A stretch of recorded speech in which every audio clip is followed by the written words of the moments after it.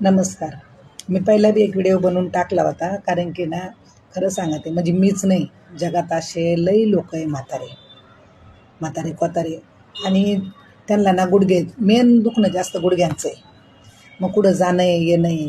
तर ते जे ट्रेनमध्ये ते जे ट्रेनला स्टेशनला जावं ना, स्टेशनला जाताना त्या सरकुंड्या राहत्या ना, त्या काही जागी आहेत आणि काही जागी नाही. मग सरकारला कुठं धरून तिजोरी खाली करायची तरी? सरकारी पैशातून त्या जागी सगळीकडे लावा ना, चढायच्या लावा, उतरायच्या लागा. आता ते बघा त्या आमच्या गोरेगावला तर एकच आहे, आत्ताशी लावून राहिलेत.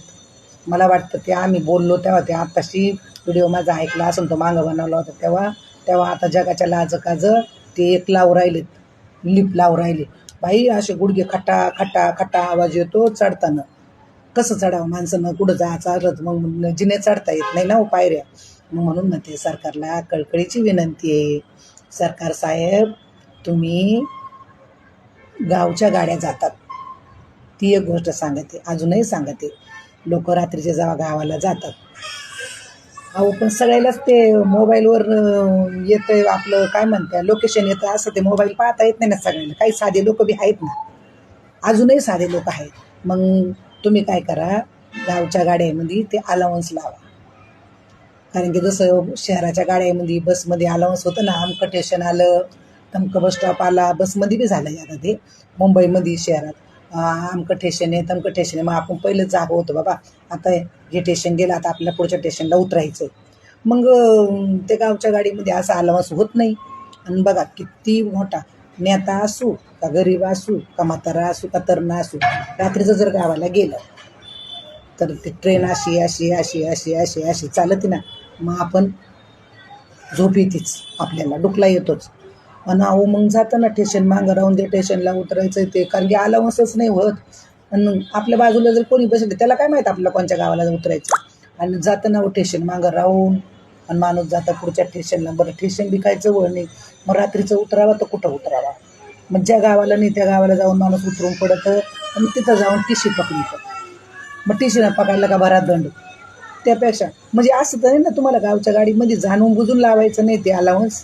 कारण की टिशीनं पकडलं का दंड भरला का दंड सरकारला जमा होतो, असं तर काही नाही ना. मग तुम्ही का नाही लावत ते अलाउन्स गाडीमध्ये? गावच्या गाड्यामध्ये सगळ्या गाड्यामध्ये लावा ना. तुम्हाला कुठं घरून पैसे भरायचे का? घरून नका भरू, तुमचे सरकारी पैसे नका भरू.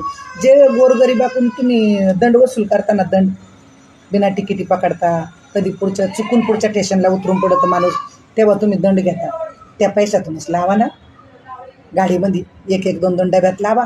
मोठ्या मोठ्यानं बोलायचं ते अमकं स्टेशन आलं, तमकं स्टेशन आलं, अमकं गावाचं स्टेशन आलं, असं लावून द्या ना. नका तुमचे पैसे द्या, त्या याच्या पैशातूनच लावून टाका. जाऊ द्या, जे गरिबाचे तुम्ही घेता ना दंड, दंड वसूल करता. कारण की तुम्ही जाणून बुजून नाही लावत असं मला बी आत्ता माझ्या लक्षात आलं हे. का जाणून जर ते तसं जर अलाउन्स लावावा तर माणूस चुकून पुढच्या स्टेशनला कसं जाईल?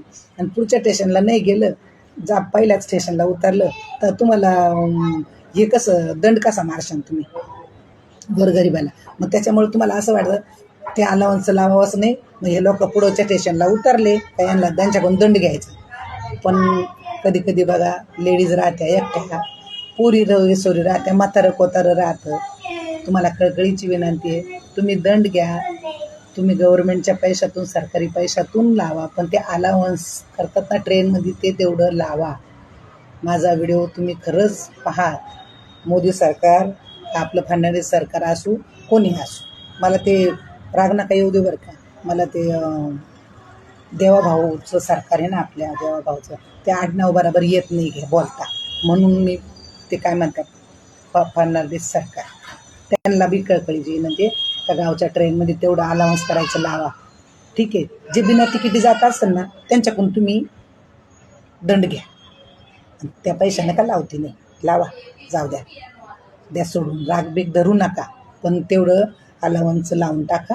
कारण की ना काय होतं, ज्यानं तिकीट काढले ना ते पण चुकून पुढं जातात हो. ज्यानं नाही ना तिकीट काढेल त्यांच्याकडून तर तुम्ही खरंच तिकीट घेऊन दंड घ्या. मला पण पडतं ते बिना तिकिटी कोणी जाऊ नये. पण त्या पैशातून तुम्ही गाडीमध्ये एकदाच लावायचं ना आयुष्यामध्ये. ट्रेनमध्ये सगळं लावून टाका ना, गावच्या गावच्या सगळ्या ट्रेनमध्ये. काय होतं, आमची गरिबाची इच्छा पूर्ण करा. काय मागते मी तुमच्याकडं? मी सगळ्यांसाठीच बोलते ना हो. त्याच्यासाठी राग नका येऊ देऊ. परत एकदा मोदी सरकारला आपल्या फडणवीस सरकारला कळकळीची विनंती.